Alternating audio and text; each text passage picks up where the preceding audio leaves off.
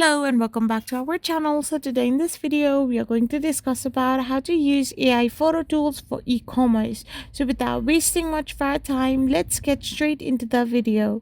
So if you want to use AI photo tools for e-commerce, then you need to be familiar about different AI photo tools like Flare.ai, Photo Room, or Canva, which allows seller to generate high quality professional product images and remove backgrounds as well as create virtual model shots instantly. So if you're familiar about any of these tools, you can simply use these tools to create high quality pictures. So once you use any of the tools, I'm using Canva here, you can simply upload a simple, well lit photo, and merchants can also use the AI to generate lifestyle scenes and realistic shadows and scale images for ads or social media, enhancing, for example, the visual appeal of their products can be increased and enhanced by the help of these tools. So this way you can use AI photo tools for e-commerce.